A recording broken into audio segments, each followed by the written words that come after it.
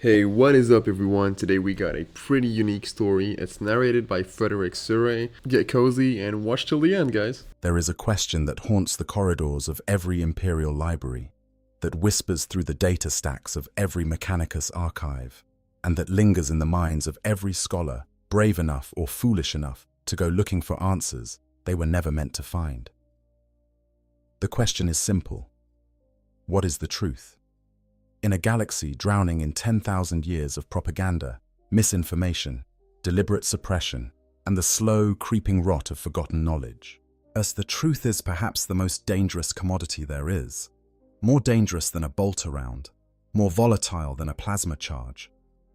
Because the truth, if it were ever fully revealed, could unravel the Imperium of man from the inside out. Welcome, friends. Settle in. Get comfortable.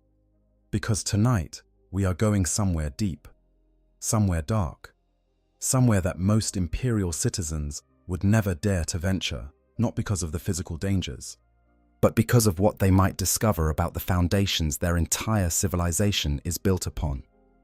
Tonight, we are exploring the 10 biggest theories in the Warhammer 40,000 universe. These are the ideas, the whispered possibilities, and the half-glimpsed truths that have captivated the community for years, sometimes for decades. Some of them are supported by fragments of official lore scattered across codexes, novels, and campaign supplements, like breadcrumbs left by a particularly cryptic inquisitor. Others are the product of brilliant minds, connecting dots that Games Workshop may or may not have intended to be connected. And a few of them might just be closer to the actual truth than anyone is comfortable admitting. Now, before we begin our descent into this particular rabbit hole, let me say something important. These are theories. Some have more evidence behind them than others, and some have been hinted at so strongly in the official material that they might as well be confirmed, while others remain firmly in the realm of speculation and educated guesswork. Where the evidence is strong, I will present it as such. Where we are venturing into speculation, I will tell you that too. Because in this hobby, in this community, intellectual honesty matters. We owe it to each other and to the law. We love to distinguish between what is established, what is implied, and what is imagined. That said, some of the most fascinating things about the 40k universe exist precisely in those gaps. In the spaces between confirmed facts, in the shadows where official sources go conspicuously silent. It is in those shadows that theories are born, and it is from those shadows that some of the most compelling narratives in all of science fiction have emerged. Think of this like sitting around a campfire in the depths of a hive city, the kind of place where the lumens flicker and the shadows press in close, where the air tastes of recycled moisture and the distant hum of the city's generators provides a constant, droning heartbeat beneath your feet.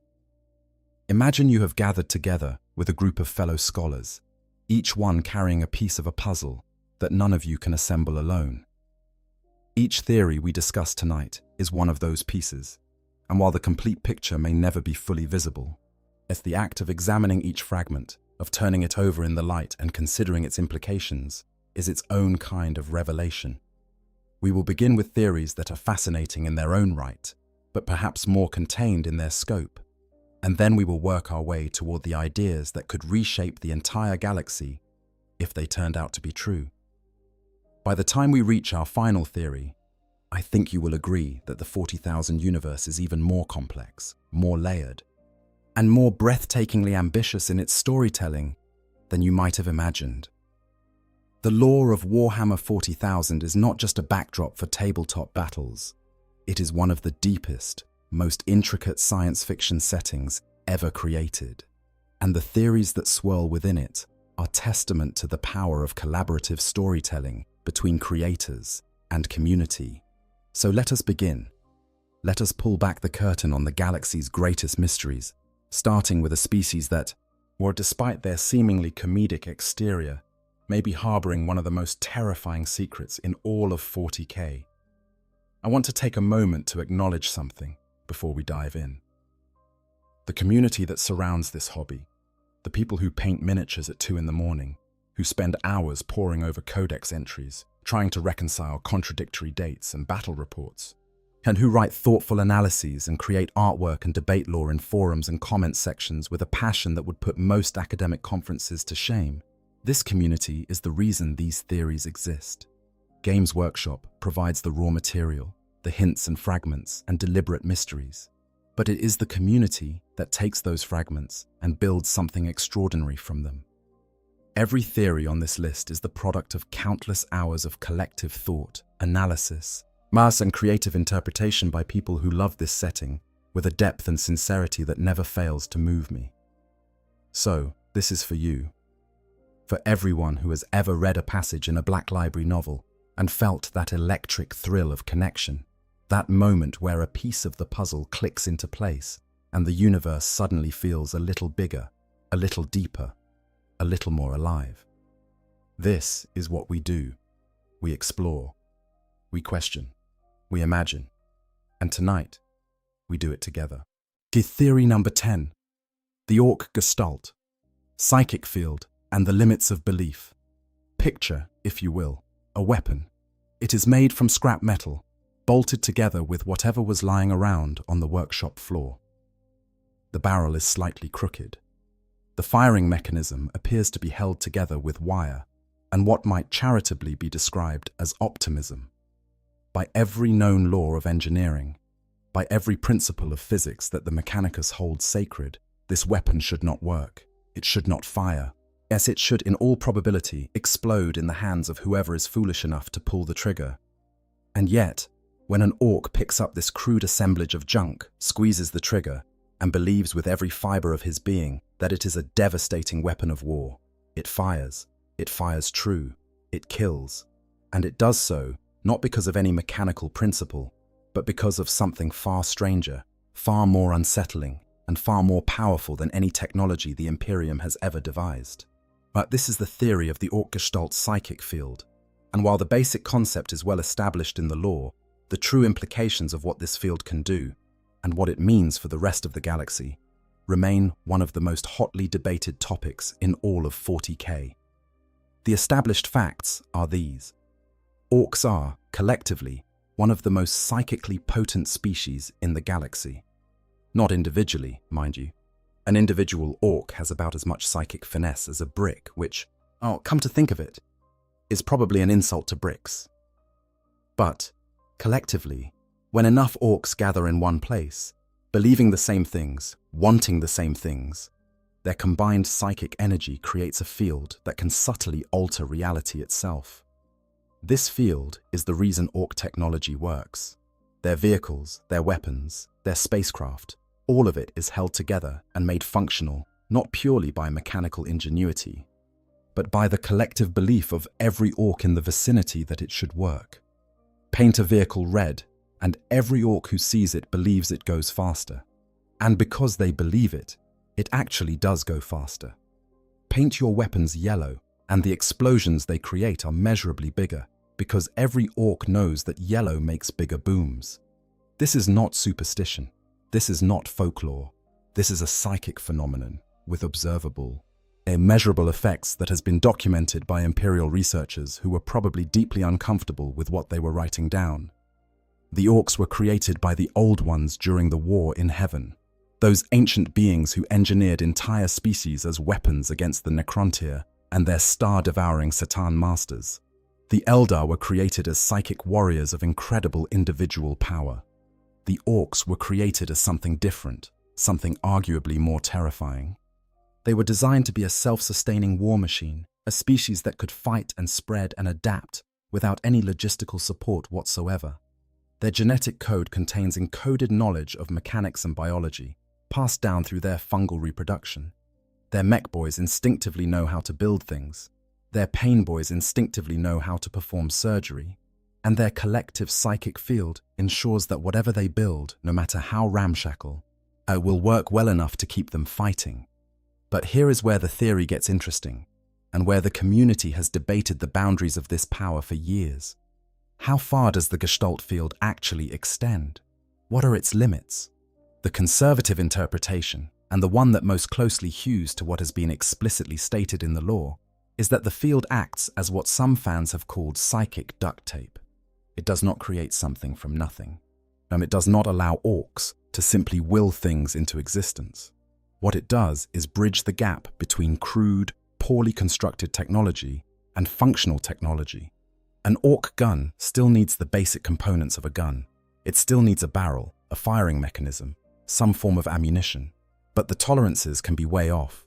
The materials can be substandard, and the construction can be terrible. And the gestalt field smooths over those flaws, making the weapon function as if it were properly built. The more radical interpretation, however, suggests that the field is far more powerful than this. Under this theory, the orc gestalt field does not just fix broken things.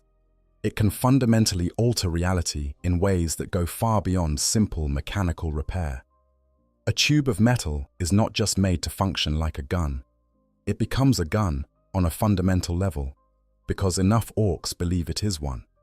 Colors genuinely change the physical properties of objects.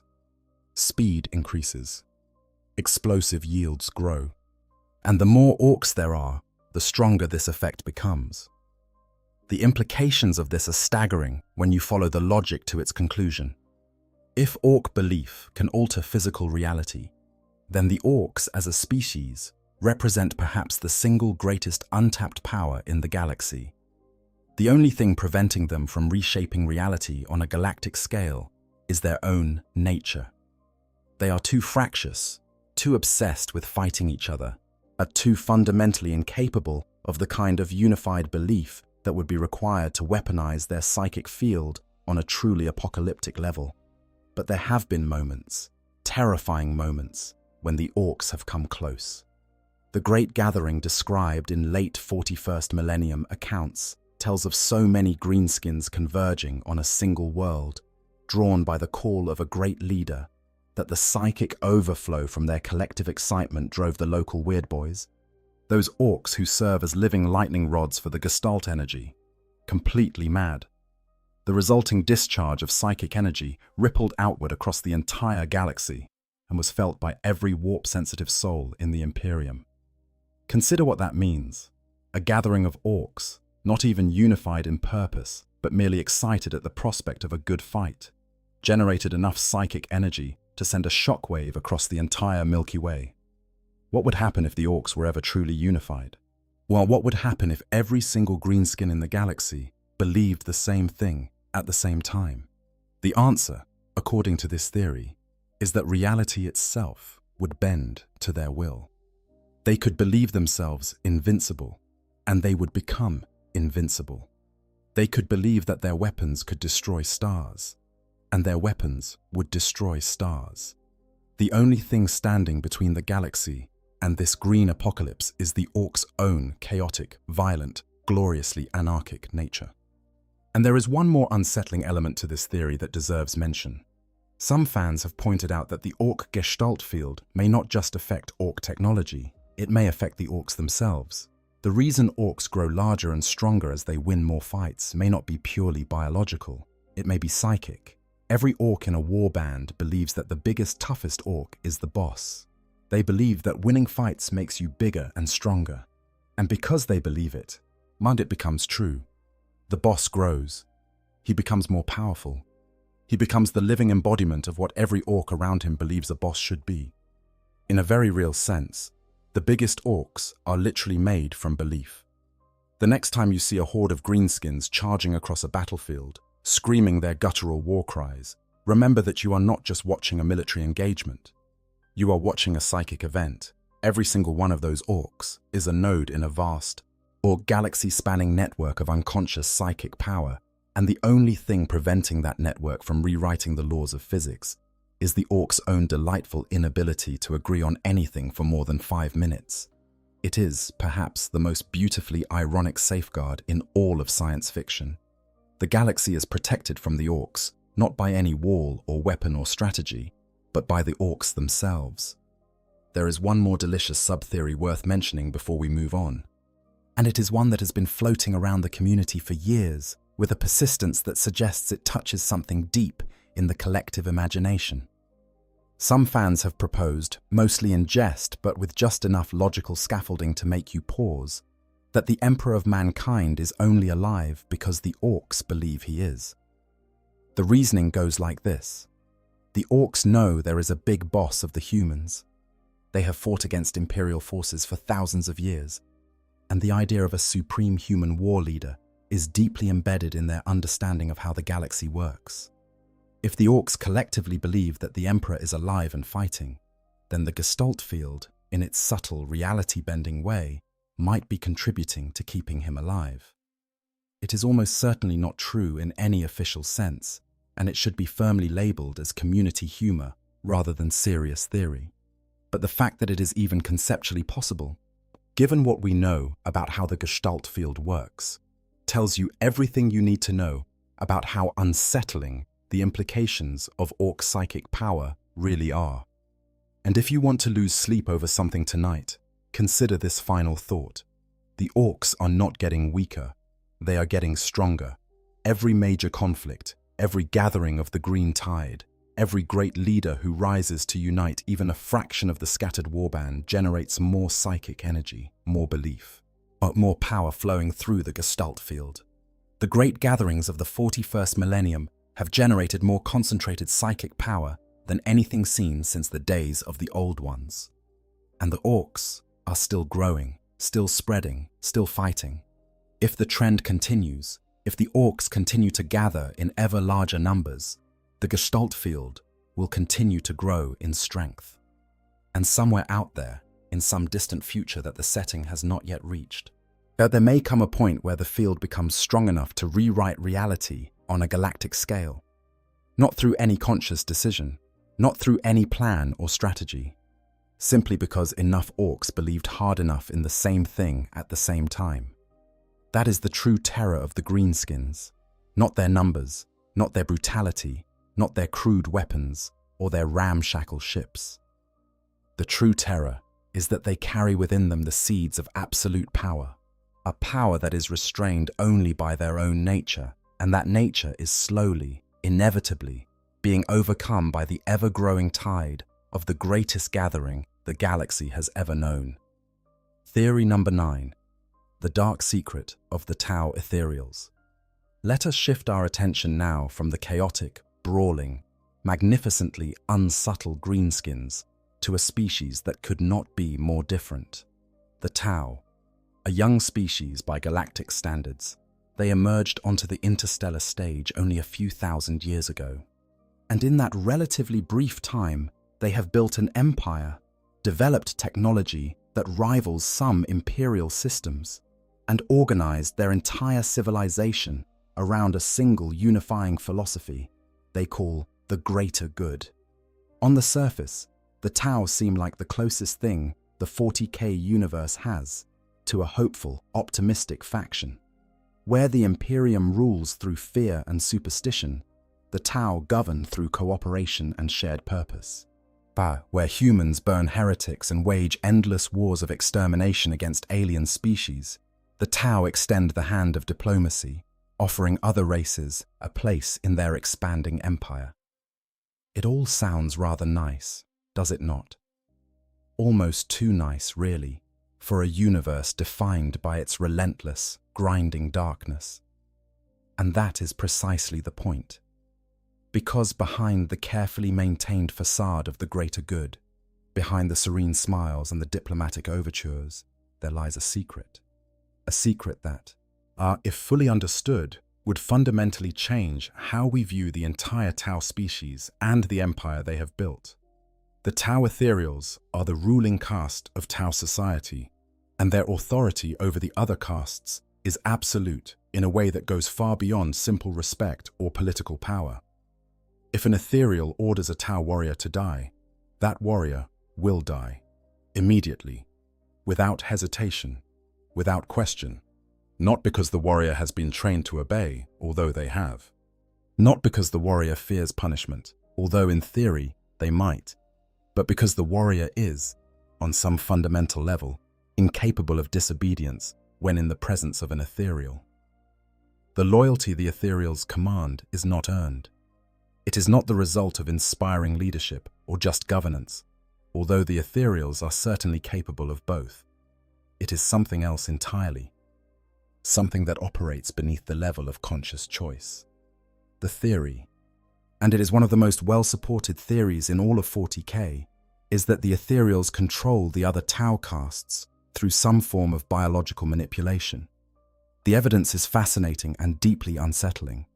Imperial researchers, working from the dissection of a captured ethereal, performed by a Magos biologist named Charles Darvis, discovered an organ unique to the ethereal caste.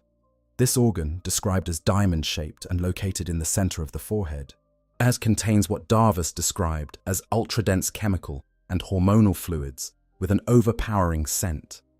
The rear portion of the organ connects directly to the cerebral lobe, and its polyp structures bear a remarkable resemblance to pheromone glands found in certain insect species. Now, here is where it gets truly interesting. Every Tau, regardless of caste, possesses a smaller version of this organ, and the Tau olfactory system, their sense of smell, is vastly more sensitive and complex than a human's. The implications are clear, or at least they appear to be.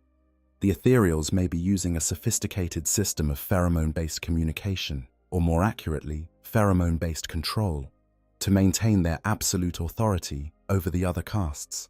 When an ethereal is present, the other Tau in the vicinity are exposed to chemical signals that make them compliant, obedient, and loyal to the point of willing self-destruction. But the story does not end there, because there is a deeper layer to this conspiracy that reaches back to the very origins of the ethereal caste itself. The Tau have a mythology about their beginnings, a tale of how, in their pre-spaceflight era, the various Tau castes were at each other's throats, locked in a brutal civil war that threatened to exterminate their entire species. Then, seemingly from nowhere, the ethereals appeared. They emerged during a siege between two warring factions, brought the combatants to the negotiating table and convinced them to lay down their arms and embrace the concept of the greater good. The war ended. The castes united, and the ethereals took their place as the unquestioned leaders of Tau society. It is a lovely story. It is also, according to one of the most compelling theories in 40k lore, almost certainly not the whole truth, because there is a species in the galaxy whose biology bears a deeply suspicious resemblance to the Tau ethereals. They are called the Q-All, and they are an insectoid race that lives relatively close to Terra. The Q-All are governed by queens who possess, and this is the critical detail, a diamond-shaped organ that produces mind-controlling pheromones. The resemblance to the ethereal organ is, to put it mildly, striking. According to information gathered from Q-All sources and compiled in the controversial imperial text known as Xenology, the Eldar once raided the Q-All and stole one of their queens. The timing is debated, with some accounts placing the raid a millennium after the ethereals first appeared among the Tau, which would seem to rule out a direct connection. But the Eldar, as we know, have technologies that can manipulate time and space in ways that make such chronological concerns somewhat less definitive than they might otherwise be. The theory, then, is this. The ethereal caste was not a natural development in Tau evolution. The ethereals were engineered, created through the deliberate genetic modification of Tau specimens using biological templates stolen from the Q-All. The organ in their foreheads is not an evolutionary accident. It is a designed control mechanism, a biological tool that ensures the obedience of every other Tau in their vicinity. And whoever created them, whether it was the Eldar or some other faction with its own agenda, did so with a specific purpose in mind, to unite the Tau, to end their civil war, and to point them outward toward the stars. The strongest piece of circumstantial evidence for this theory comes from Commander Farsight, arguably the most famous Tau to have ever lived, and certainly the most controversial. Farsight is the founder of the Farsight Enclaves, a breakaway faction of Tau who operate independently of the ethereal caste. And the circumstances of his rebellion are deeply revealing. Farsight did not become disillusioned overnight. His doubts grew slowly. Over a long period of time, during which he was separated from the presence of ethereals. The further he traveled from their influence, the more independently he thought. The more independently he thought, the more questions he asked. And the more questions he asked, the more the comfortable certainties of the greater good began to unravel. There is a passage in the Tao lore that describes what happens when Firecast warriors are suddenly deprived of ethereal presence, as they do not simply become sad or confused. They regress. They become aggressive, fractious, prone to violence against each other. Their peerless discipline evaporates, replaced by primal urges that mirror the behavior of the pre-unification Tao. It is as if, without the ethereal's chemical influence, the Tao revert to what they were before the ethereals appeared. The implication is chilling. The greater good, the philosophy that underpins an entire interstellar civilization, may not be a belief system at all. It may be a chemical compulsion delivered through pheromone-based manipulation that the Tao are biologically incapable of questioning as long as an ethereal is nearby. And yet, because this is 40,000, where nothing is ever simple and every answer raises 3 new questions, even this theory has its complications. In more recent novels, particularly those focusing on Farsight, that the relationship between Tao and their ethereals is portrayed with more nuance than the pure mind control narrative would suggest. Farsight argues with ethereals to their faces, questions their decisions, and expresses open disagreement, all behaviors that should be impossible if the pheromone control theory is entirely correct. This has led some scholars of the lore to suggest that the truth lies somewhere in between. The ethereals do exert a biological influence over the other castes, but it is not mind control in the absolute sense. It is more like a powerful emotional manipulation, a chemical nudge that makes other Tao predisposed toward obedience and loyalty, without completely overriding their free will. The ethereals, in this interpretation, are not puppet masters pulling strings. They are more like extraordinarily persuasive leaders whose arguments are backed up by an unconscious chemical advantage that makes other Tao deeply inclined to agree with them. Either way, the implications for the Tao Empire are profound. If the ethereals are using biological manipulation to maintain their authority, then the entire edifice of Tao civilization rests not on the strength of a shared ideal, but on the continued presence and influence of a ruling caste whose power is literally built into their biology. Remove the ethereals, and the greater good collapses. The castes turn on each other. The empire fragments. Everything the Tao have built would disintegrate. Or not because it was not worth building, but because the builders were never truly free to choose otherwise. And this is what makes Farsight such a profoundly important figure in the Tao narrative, and why the ethereals fear him so deeply. Farsight did not simply disagree with the ethereals on a point of strategy or philosophy. He broke free from their control entirely. He demonstrated that it is possible for a Tao to think independently, to question the authority of the ethereal caste, and to build a functional society without their guidance. The Farsight enclaves are small compared to the main Tao Empire, a handful of worlds on the eastern fringe of explored space. But their very existence is an existential threat to the ethereals, because they prove that the greater good does not require an ethereal to enforce it. Or do they? Here again, the theory branches into competing interpretations. Some argue that Farsight's independence proves the pheromone theory, and because he only gained his autonomy after prolonged separation from ethereal influence. His rebellion was not an act of intellectual courage. It was a side effect of withdrawal.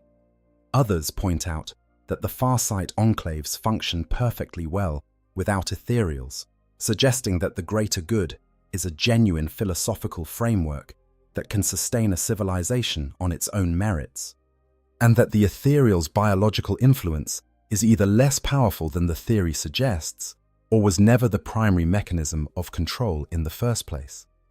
The truth, as is so often the case in the 40k universe, probably lies somewhere in the tangled space between these competing explanations. The ethereals likely do possess some form of biological influence over the other castes. Farsight's rebellion likely was enabled, at least in part, by his removal from that influence. But the greater good, as a concept, as a philosophy that speaks to the Tao, desire for unity and purpose, is probably more than just a chemical illusion. It is a genuine ideal, contaminated by the methods used to enforce it, but real nonetheless. And that contamination, that tension between a beautiful idea and the ugly reality of how it is maintained, is what makes the Tao one of the most morally complex factions in the entire setting. And in a universe full of clear-cut villains and straightforward motivations, the Tao offer something rarer and more challenging. They offer ambiguity. They are doing something genuinely good, building a multi-species civilization based on cooperation and shared purpose. But they may be doing it through means that fundamentally undermine the freedom they claim to champion. They are the faction that forces you to ask the hardest question in political philosophy. Does the end justify the means? And in the 40,000 universe, where the alternative to the Tao's pheromone-enforced paradise is the Imperium's boot-stamped dystopia or the literal damnation of chaos, the answer is not nearly as simple as you might want it to be. Theory number 8. The Tyranids are running from something worse. Now we turn our gaze outward, beyond the borders of the galaxy, beyond the light of familiar stars, into the vast and terrible darkness that stretches between the Milky Way and whatever lies beyond. But out there, in the intergalactic void, something is moving, something so vast, so numerous, and so all-consuming that it has traveled across distances that boggle the mind, crossing gulfs of empty space that would take light itself thousands of years to traverse. The Tyranids are coming. They have been coming for a very long time. And the theory we are about to discuss suggests that they are not coming to attack us. They are running from something else. Let us establish what we know for certain. Is the Tyranids are an extragalactic species, meaning they originate from somewhere beyond the Milky Way.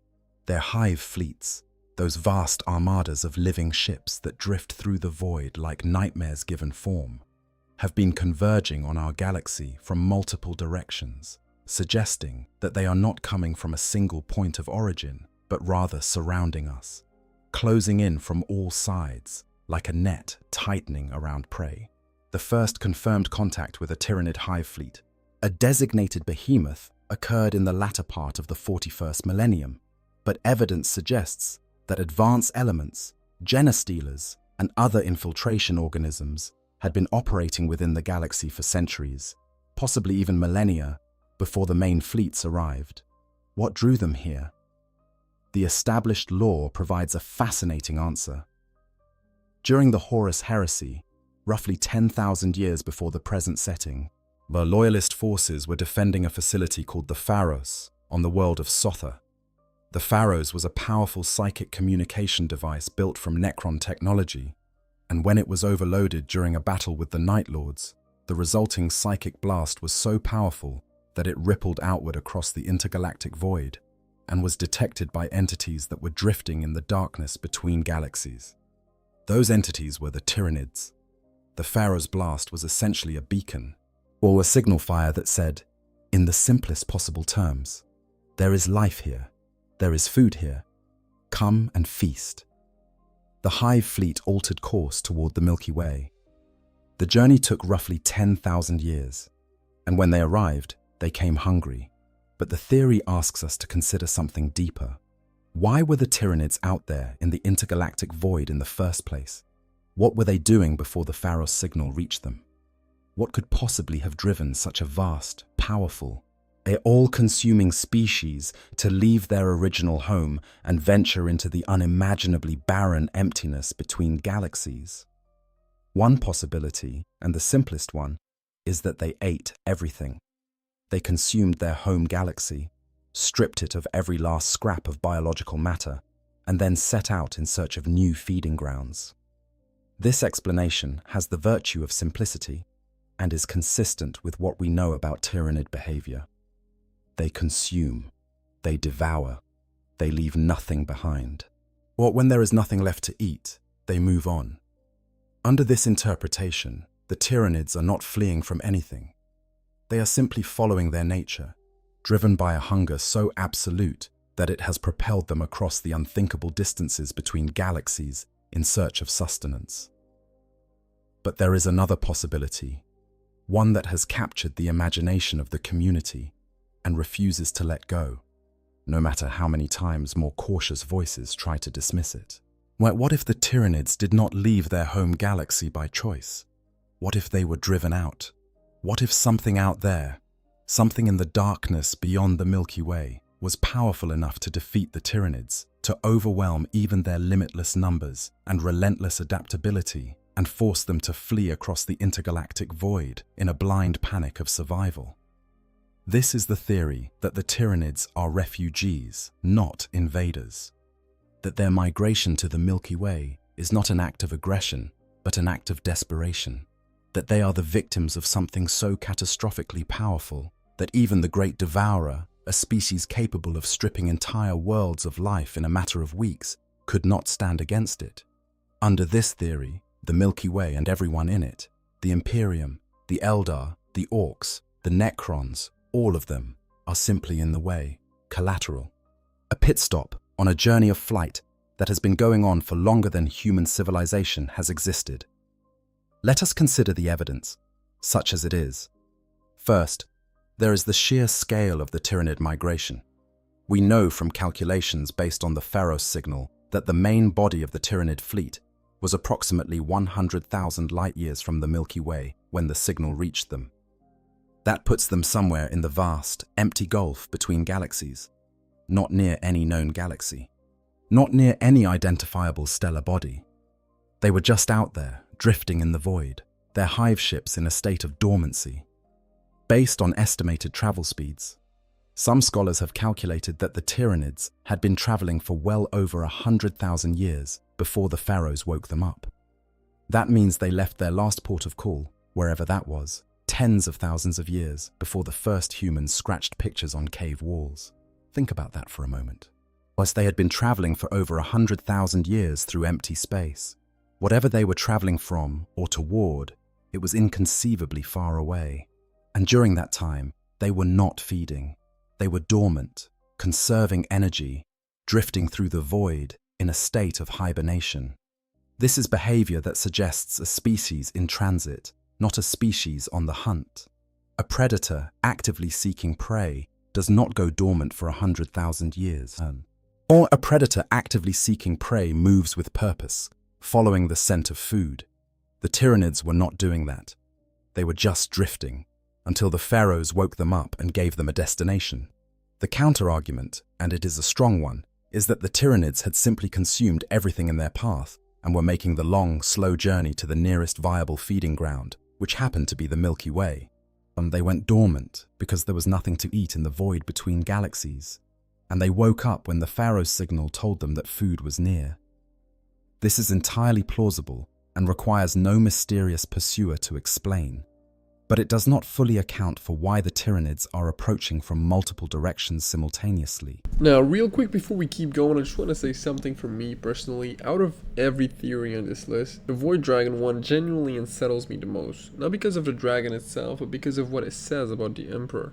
The idea that he looked at a sleeping star god and thought, yeah, I can use that to build an entire civilization, is so cold, so calculated, and so perfectly in character for him that actually made me rethink how I see the Imperium. Like, the entire foundation of human technology and industry might be built on a lie the Emperor told on purpose. That messes with me, and honestly, it is part of why I love this setting so much. Every time you think you have figured out who the good guys are, the lore pulls the rug out and reminds you that nobody in this universe has clean hands. But anyway, let's continue with the video. If they came from a single galaxy that they consumed, you would expect them to arrive from a single general direction. Instead, the hive fleets are converging from all sides, suggesting either that they have been circling around the Milky Way for some time before closing in, or that different hive fleets originated from different galaxies.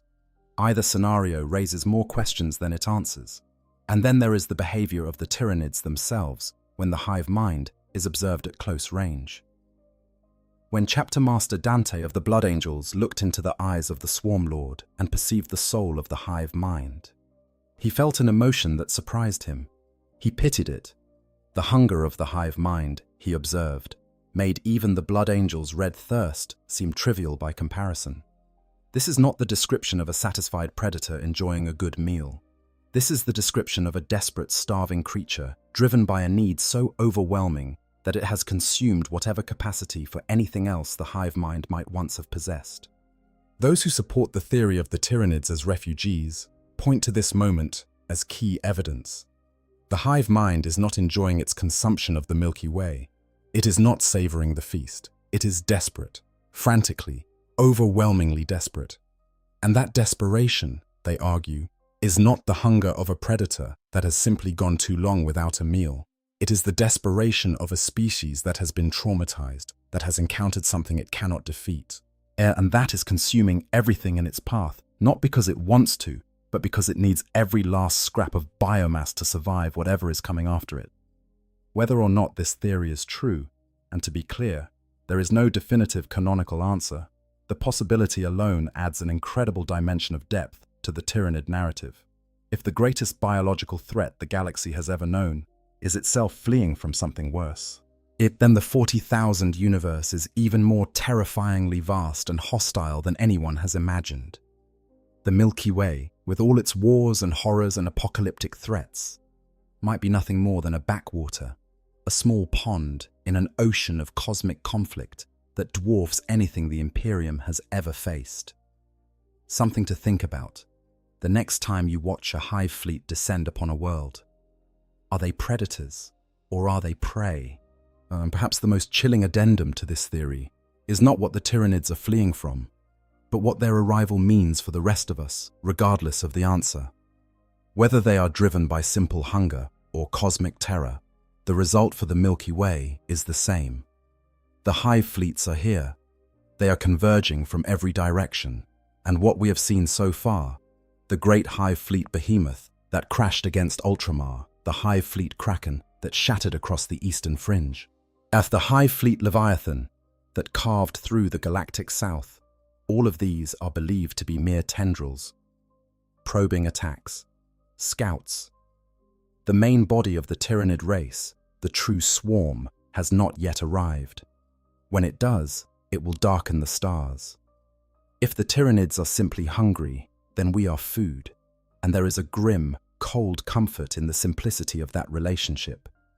You can fight a predator. You can outrun it, outwit it, build walls against it.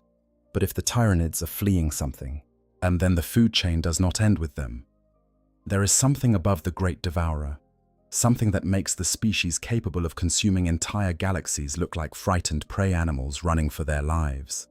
And that something, whatever it is, will eventually arrive at the Milky Way too, because whatever the Tyranids are running from, they are running toward us.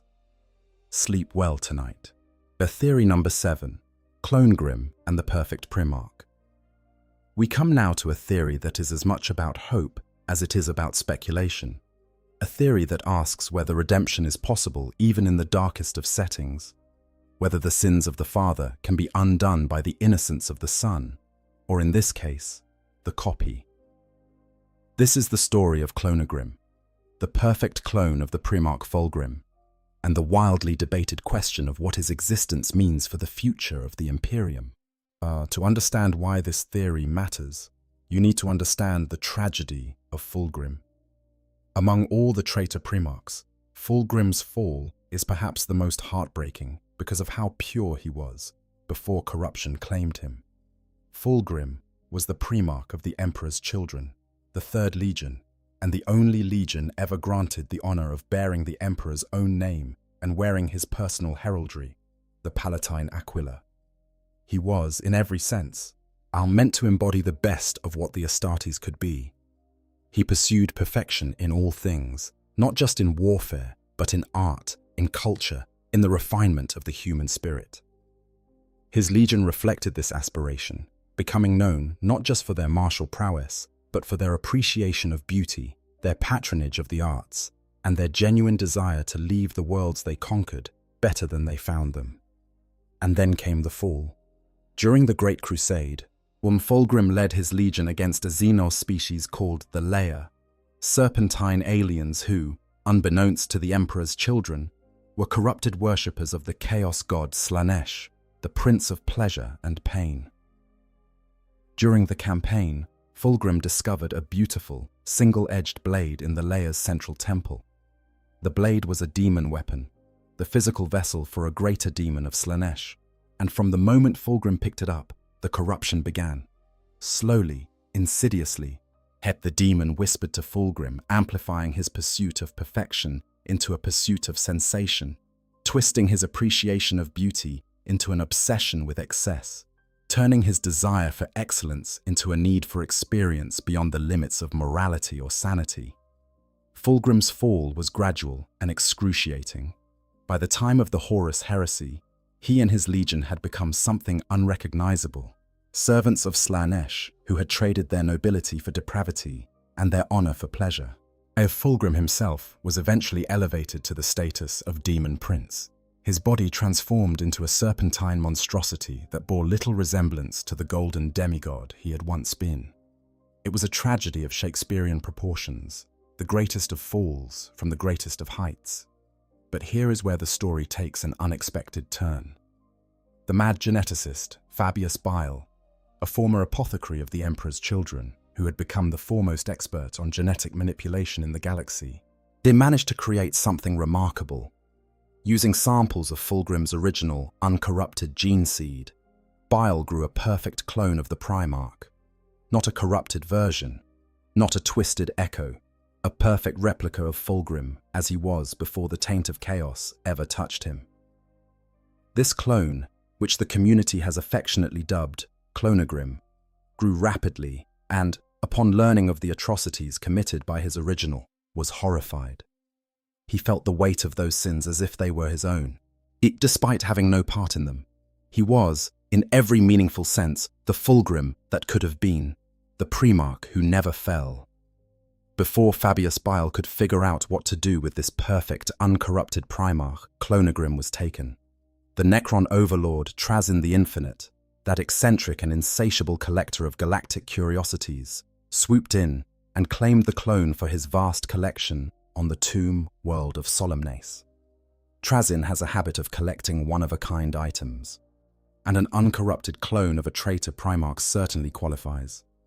As of the most current lore, Clonogrim remains in Trazyn's collection, presumably kept in stasis, a perfect specimen of what was lost when Chaos claimed the original.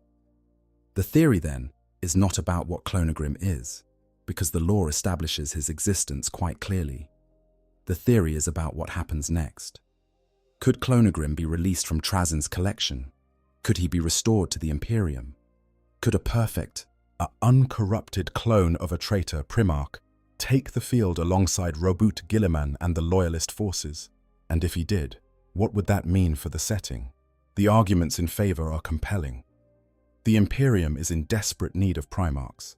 Guilliman is the only Loyalist Primarch currently active, and the burden of leading the Imperium's defenses across an entire galaxy is crushing even for a demigod. The return of another Primarch, even the clone of a traitor, would be a seismic event. As Clonogrim, being untouched by chaos, would theoretically be a loyalist through and through, driven by the same ideals of perfection and service that defined the original Fulgrim before his corruption. Furthermore, Trazyn the Infinite has a history of releasing items from his collection when it serves his purposes. During the 13th Black Crusade, he released assets from his vault to aid in the defense of Cadia, demonstrating that he is willing to part with his treasures when the circumstances are dire enough.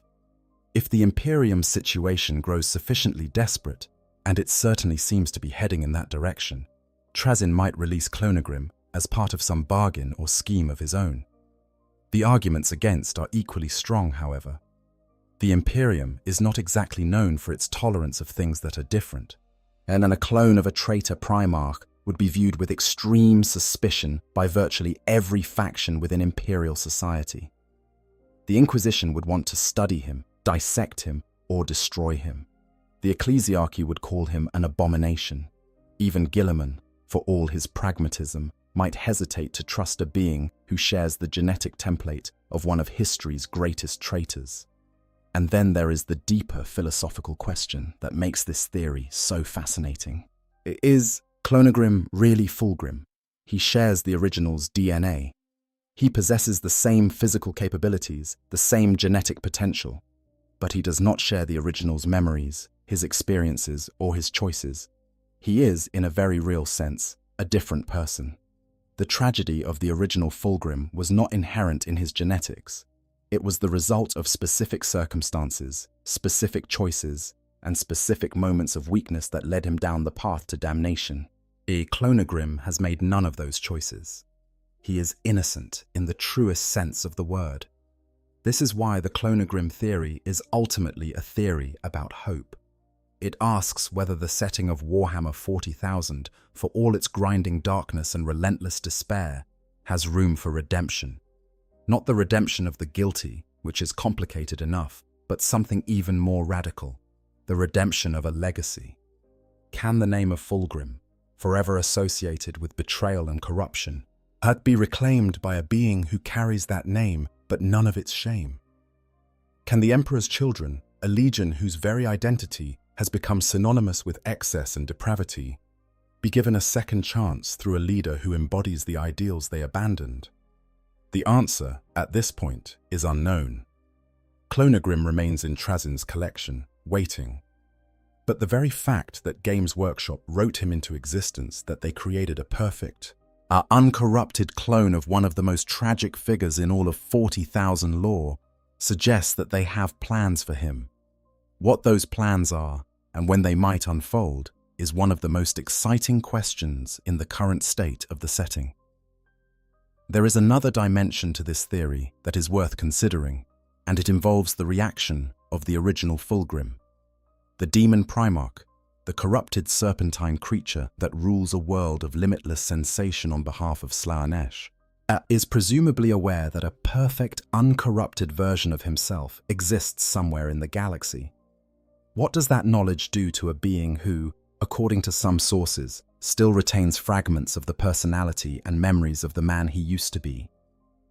Does the existence of Clonogrim fill the demon Fulgrim with rage, with envy, or perhaps most disturbingly, with something approaching hope?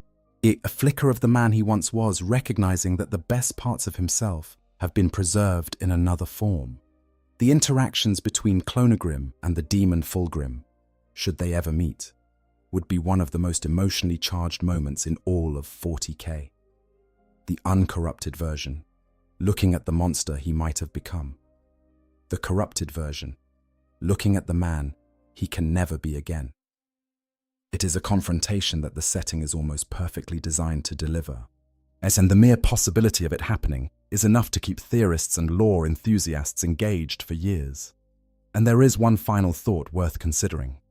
If Clonogrim can be successfully reintegrated into the Imperium, it establishes a precedent that has implications far beyond a single Primarch. If one traitor Primarch can be cloned in an uncorrupted state, why not others? Why not Horus himself? Why not Magnus or Mortarion, or any of the other demigods who fell to chaos? The technology exists. Fabius Bile proved it. The question is whether anyone would dare to use it, and whether the results would be as miraculous as Clonogrim, or something far, far worse. The galaxy of the 41st millennium is not kind to those who reach for hope. But sometimes, it rewards the attempt. Theory number 6. The Alpha Legion was loyal all along. Of all the traitor legions that turned against the Emperor during the Horus heresy, none is more confusing, more contradictory, or more infuriating to try to understand than the 20th Legion, the Alpha Legion. Led by the twin Primarchs, Alpharius and Omegon, the last of the Primarchs to be discovered, and the most secretive by far, the Alpha Legion was a force built on deception, misdirection, and wheels within wheels. Their motto, "I am Alpharius," was not just a catchphrase. It was a philosophy. Every member of the Legion could claim to be the Primarch, and in many cases they were telling the truth. And because the Alpha Legion's culture of identity obfuscation was so thorough that even their own members could not always tell where one identity ended and another began. During the Horus heresy, the Alpha Legion sided with the traitors.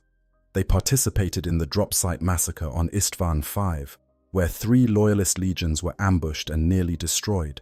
They fought against Imperial forces throughout the heresy. And yet, their actions during this period were so inconsistent, so contradictory, that scholars of the heresy have been arguing about their true loyalties for 10,000 years.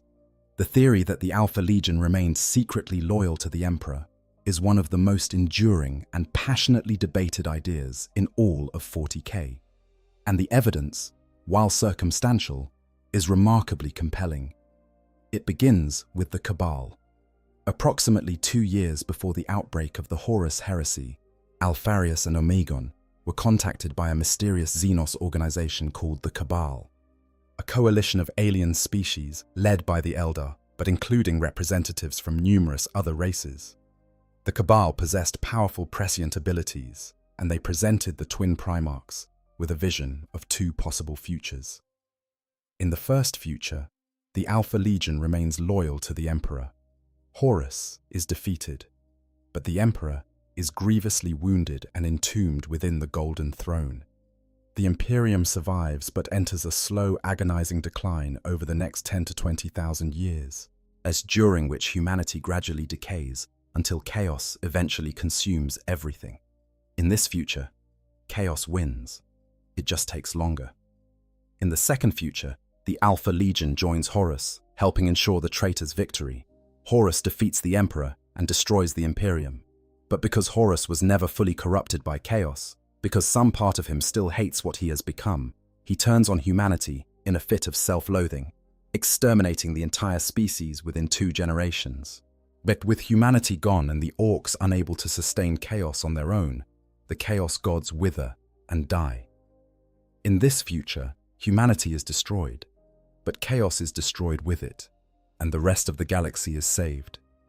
The Cabal asked the Alpha Legion to choose the second path, to join Horus, to help ensure humanity's destruction, because in doing so, they would ensure chaos's permanent defeat.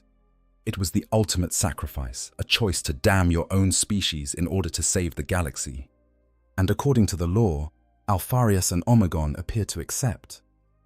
But here is where it gets complicated, because the Alpha Legion's actions during the heresy did not consistently support Horus's cause. There are numerous instances where the Alpha Legion appeared to subtly sabotage the traitor war effort, while ostensibly fighting for it. The most striking example involves the White Scars. The Alpha Legion was tasked by Horus with either recruiting or neutralizing the White Scars, ensuring they did not reach Terra to aid in its defense. Instead, elements of the Alpha Legion, possibly under Omegon's command, destroyed a communications array that had been blocking the White Scars from receiving messages from the Loyalists. This allowed Jagatai Khan, the White Scars Primarch, to learn the truth about Horus's betrayal and make the decision to race to Terra's defense. In other words, the Alpha Legion, while officially fighting for Horus, took deliberate action to ensure that one of the most powerful Loyalist forces would be in position to defend the Emperor. This was not an isolated incident. Throughout the heresy, the Alpha Legion's actions created outcomes that helped and hindered both sides with what appears to be equal measure. They sabotaged Loyalist efforts, certainly, but they also undermined traitor operations at critical moments. The picture that emerges is not of a legion that chose a side, but of a legion that was playing both sides against each other, manipulating events to create an outcome that neither the Loyalists nor the traitors anticipated. The deepest version of this theory suggests that Alpharius and Omegon did not actually agree on a course of action. Some scholars believe that the twin Primarchs split their forces, with Alpharius leading one faction that genuinely fought for Horus, while Omegon secretly led another faction that worked to aid the Emperor. Yet by having elements within both the Loyalist and traitor camps, the Alpha Legion ensured that neither the Cabal's first nor second vision would come to pass. They created a third option, a stalemate, a galaxy locked in eternal war, where neither chaos nor humanity is fully victorious, and therefore neither is fully destroyed. If this theory is correct, then the Alpha Legion's betrayal was not a betrayal at all. It was the most elaborate, most selfless, yet and most incomprehensibly complex act of loyalty in the history of the Imperium. They accepted the title of traitors. They accepted exile, damnation, and the hatred of their brother legions. They did all of this not because they had turned against the Emperor, but because they believed that the only way to save humanity was to be seen as its enemy.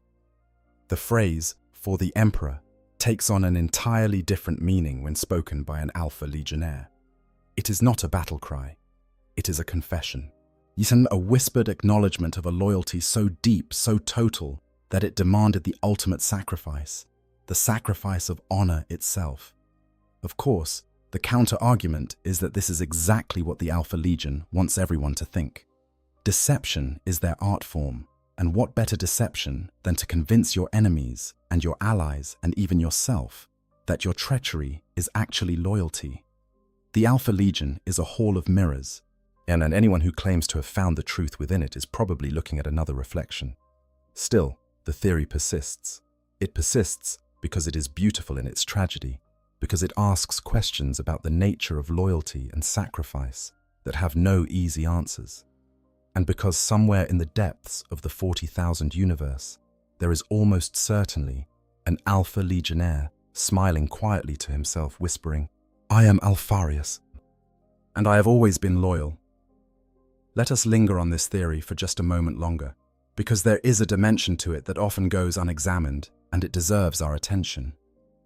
If the Alpha Legion was indeed secretly loyal, if their entire 10,000-year history as traitors has been a carefully maintained facade designed to create a third outcome that the Cabal never predicted, then consider the personal cost of that deception. Every Alpha Legionnaire who has lived and died since the heresy has done so under the weight of a lie. They have been reviled by the Imperium they secretly serve. They have been hunted by the Inquisition, fought against by their brother chapters, condemned by every record and every history ever written about the heresy. They have been called traitors, heretics, and enemies of mankind. And they have borne this condemnation in silence because the mission demanded it. Now think about what that does to a warrior. A Space Marine is engineered for loyalty. He is designed, on a genetic level, to serve the Emperor and the Imperium. The Alpha Legion, under this theory, has been serving both, but in a way that requires them to appear as though they serve neither. They cannot take pride in their service. They cannot draw comfort from the approval of their brothers. They cannot even acknowledge to themselves in many cases what their true purpose is. Yet because the culture of deception within the Legion is so thorough that individual members may not know whether they are part of the loyal faction or the genuinely traitorous one. The left hand does not know what the right hand is doing. That is the point. That is the design. And it is the most psychologically devastating form of service imaginable. Some have argued that by the 41st millennium, after 10,000 years of fracture and fragmentation, but the question of whether the Alpha Legion as a whole is loyal or traitorous has become meaningless. The Legion has splintered into so many warbands, each with its own agenda and its own interpretation of the original mission, that no single answer applies to all of them. Some warbands are undoubtedly genuinely corrupted by chaos, their original purpose forgotten or abandoned. Others may still carry the flame of the original mission, of fighting a war so secret that even they are not entirely sure they are on the right side. And some may have gone so deep into their cover identities that they have forgotten they ever had a true identity at all. This fragmentation, this uncertainty, is perhaps the most Alpha Legion thing of all. A legion that set out to save humanity through deception has itself been deceived by the passage of time, by the corruption of chaos, and by the fundamental impossibility of maintaining a coherent secret across 10,000 years and 1,000,000 light-years of space. The question is no longer, is the Alpha Legion loyal? The question is, do they even know? And that, friends, is what makes this theory one of the most fascinating in all of 40k. Not because it provides answers, but because it generates questions. Questions about identity, about purpose, about the limits of loyalty, and about whether a mission can survive the death of the people who understood it.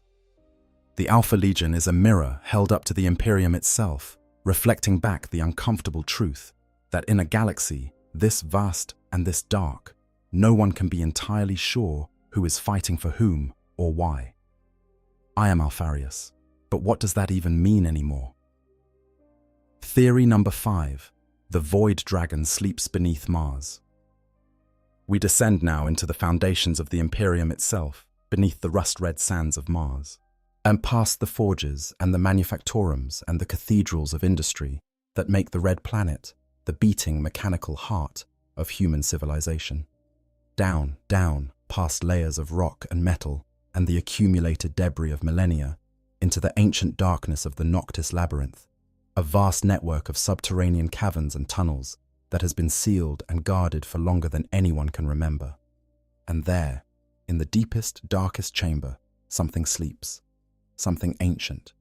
Something powerful. Something that may be the true object of worship for the billions of tech priests who make up the Adeptus Mechanicus, the priesthood of Mars.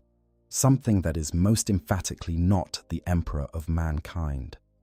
The theory of the Void Dragon is one of the most well-supported and widely accepted theories in all of 40k, and its implications are so vast that fully unpacking them requires us to go back, way back, to the very earliest days of the galaxy itself. The Satan, the star gods, were among the first beings to exist in the material universe.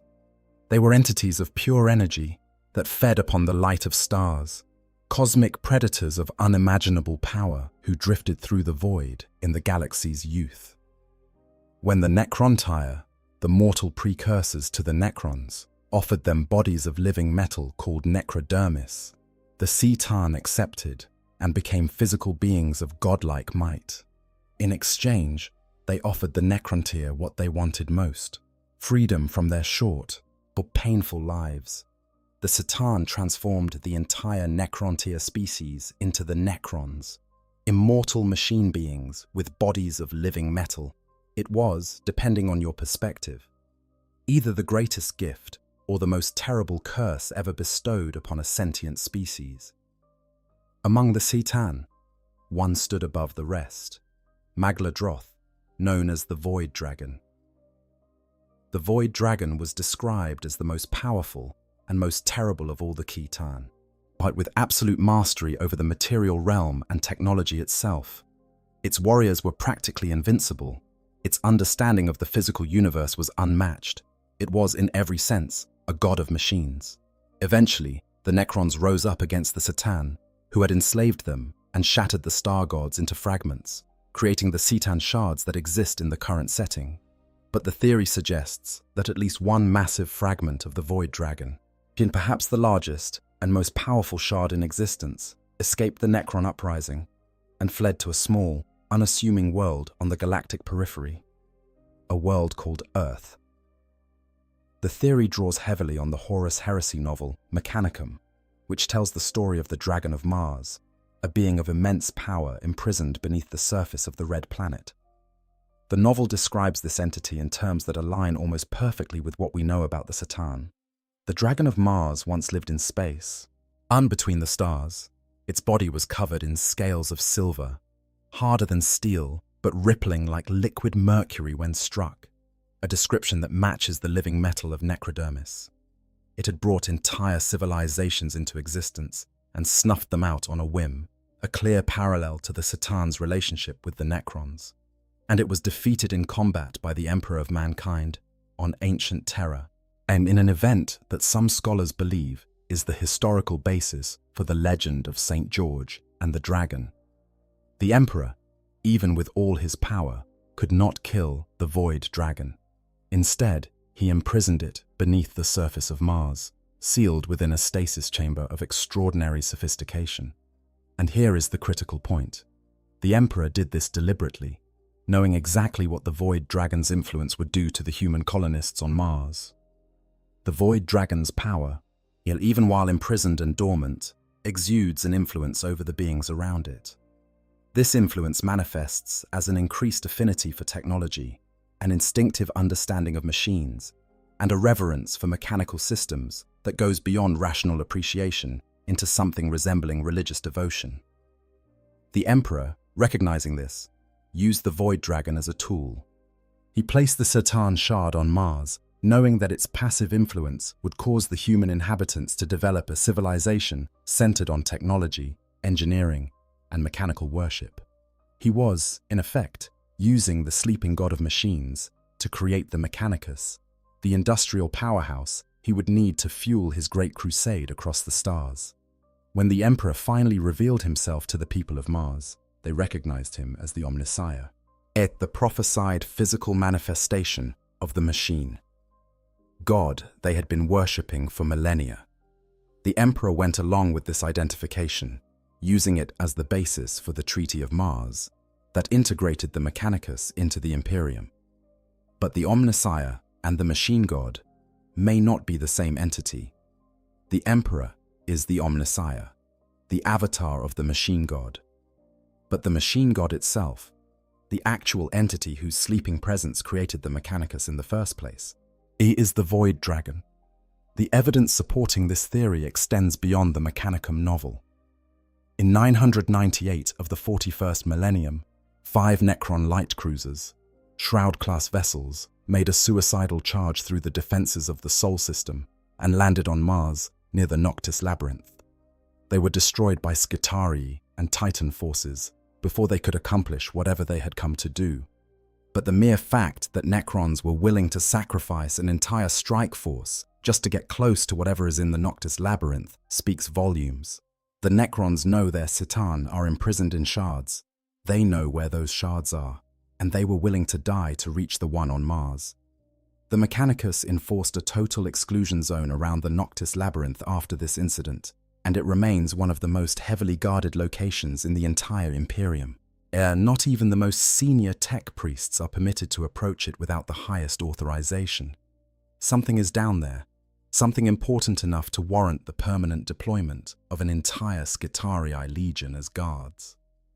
And that something, according to this theory, is a fragment of a god whose sleeping dreams have shaped the destiny of an entire civilization. The implications are profound and deeply unsettling. If the Void Dragon ever wakes up, the consequences could be catastrophic. The entire Adeptus Mechanicus, the organization responsible for building and maintaining every weapon, every ship, every piece of technology the Imperium depends upon, has been unknowingly shaped by the passive influence of a Satan Shard. What would happen if that influence became active?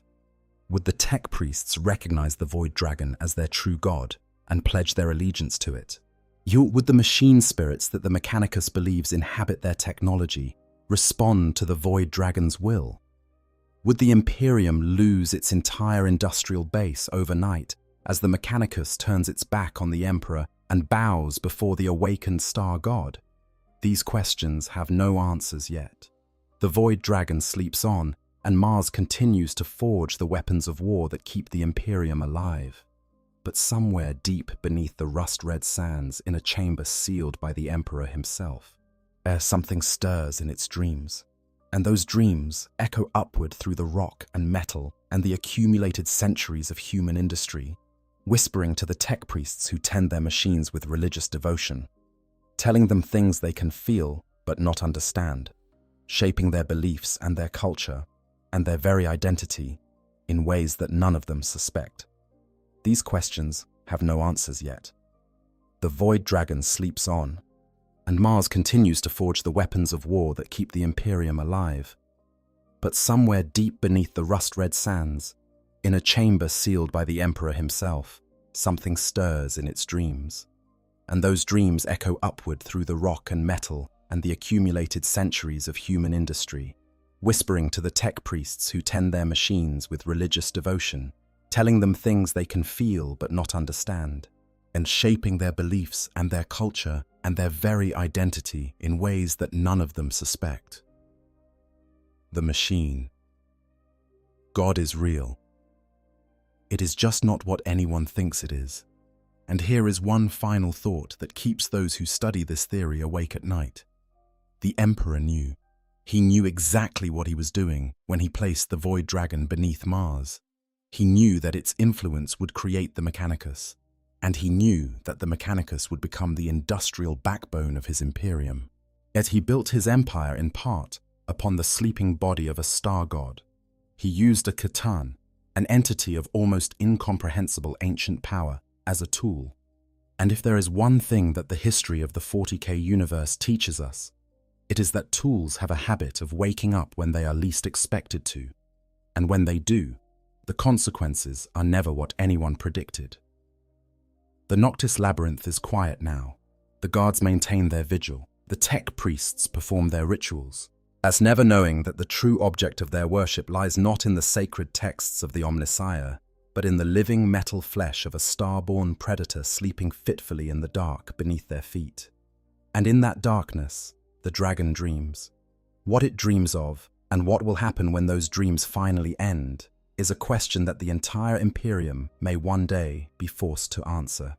Theory number 4, the Lost Primarchs and the Forgotten Legions. There is a gap in the record. 2 gaps, to be precise, where there should be 20 names, 20 legions, 20 Primarchs who were created by the Emperor to lead humanity's armies across the stars. There are only 18. The 2nd and the 11th positions in the roll call of legions stand empty. Their names have been erased. Their histories have been purged. Their very existence has been subjected to an official decree of damnation, a damnatio memoriae, a condemnation of memory so thorough that even the other Primarchs, the demigod brothers who once stood alongside them, are forbidden from speaking their names. The mystery of the 2 lost Primarchs and their legions is, without exaggeration, the single longest-running unsolved mystery in the entire Warhammer 40,000 setting. It has been a deliberate gap in the lore since the very earliest days of the game, and despite decades of hints, whispers, and tantalizing fragments scattered across novels and codexes, Games Workshop has never provided a definitive answer. They almost certainly never will, and that is, in many ways, the point. But the absence of an official answer has not stopped the community from theorizing, and the theories that have emerged over the years are as creative and compelling as any official lore. Let us examine what is known, and then explore the possibilities. The basic facts are these. The Emperor created 20 Primarchs. Before they could be raised on Terra, the infant Primarchs were scattered across the galaxy by the machinations of the Chaos Gods, each one landing on a different human-inhabited world where they grew to maturity. During the Great Crusade, the Emperor traveled the galaxy, finding his lost sons and reuniting them with the Space Marine legions that had been created from their genetic material. 18 of the 20 Primarchs were found. 2 were not, or if they were found, something went so catastrophically wrong that all record of their discovery and everything that followed was permanently erased. What we can glean from the various hints in the lore paints a picture of profound tragedy. Malcador the Sigillite, the Emperor's closest advisor and the second most powerful psyker in human history, referred to the fate of the 2 lost Primarchs as separate tragedies. This word, tragedies, is critical. It suggests that whatever happened to them was not simply a matter of betrayal or rebellion. If they had been traitors in the straightforward sense like Horus or Lorgar, there would be no reason to call their fate tragic. Traitors are judged and condemned. Their fate is deserved, at least from the Imperial perspective. A tragedy implies something different. It implies misfortune, loss, and suffering that was not entirely earned. In the novel Fear to Tread, the Primarch Sanguinius reveals that he is keeping the genetic mutation of the Blood Angels, their susceptibility to the Black Rage and the Red Thirst, a closely guarded secret because, and this is a direct reference, he will not be responsible for the erasure of the Blood Angels from Imperial history. He will not have a third empty plinth in the halls of remembrance as his legion's only memorial. This is a powerful and direct implication that at least one of the lost legions was erased because of a genetic flaw, a catastrophic defect in their gene seed that made them too dangerous or too unstable to continue as a functioning legion. This theory, the gene seed failure theory, is one of the most popular explanations for the fate of the lost legions. Under this theory, one or both of the lost Primarchs suffered a catastrophic and irreversible mutation in their gene seed, and a defect so severe that it compromised the entire legion. The Emperor, faced with the prospect of tens of thousands of Space Marines degrading into something uncontrollable and potentially dangerous to the Imperium itself, made the terrible decision to destroy them entirely and erase all record of their existence to prevent panic among the remaining legions. This explanation is supported by the fact that other Primarchs remember their lost brothers with grief and sadness rather than anger and hatred. If the lost Primarchs had simply turned traitor, the other Primarchs, especially the zealously loyal ones like Rogel Dawn and Leman Russ, would remember them with fury and contempt. Instead, the emotional context of the few references we have suggests a sense of loss and mourning, and as if the other Primarchs recognized that what happened to their brothers was not their fault. A second popular theory involves the Rangdan Xenocides, a series of devastating wars fought against a powerful and mysterious Xenos species called the Rangdan during the early Great Crusade. These wars were so costly that entire Space Marine legions suffered catastrophic losses, and there are hints that one or both of the lost legions may have been destroyed or compromised during these campaigns. And the Rangdan were described as a uniquely terrible threat, a species that could infiltrate and subvert other races from within. And the theory suggests that one of the lost legions may have been corrupted or assimilated by the Rangdan in a way that made their continued existence untenable. A third theory proposes that the lost Primarchs committed some act so profoundly heretical that even the other Primarchs cannot speak of it without risking contamination. Perhaps they discovered a truth about the Emperor's nature, or his plans that the Emperor could not allow to become public knowledge. Perhaps they learned something about the warp, about chaos, or about the true origins of the Primarchs themselves that was so dangerous that everyone who possessed that knowledge had to be silenced. And then there is the meta-theory, the theory about the theory itself. Rick Priestley, one of the original creators of Warhammer 40,000, has stated that the Lost Legions were originally included as blank spaces in the lore to give players the freedom to create their own Primarchs and legions for their custom armies. They were designed to be a mystery, a deliberate gap that would never be filled. Over time, as the Horus Heresy series developed and the lore became more detailed, Games Workshop wove the mystery of the Lost Legions into the fabric of the narrative itself, making the deliberate absence of information a plot point rather than just a design choice. But here is the thing about deliberate mysteries. They take on a life of their own. The more Games Workshop refuses to answer the question, the more the community fills the void with its own creativity, its own theories, its own passionate debates about what might have been. The Lost Primarchs have become more than just missing characters. They have become a symbol of everything that is hidden, everything that is forbidden, everything that is too dangerous to know in the Warhammer 40,000 universe. And in a strange way, that might be the most fitting legacy of all. In a setting where knowledge is power and ignorance is a shield, the Lost Primarchs represent the ultimate forbidden knowledge. They are the question that the Imperium does not dare to ask, the answer that the Emperor himself decided to bury. Whatever their story was, yes, it was important enough and terrible enough to justify the erasure of 2 entire legions from history.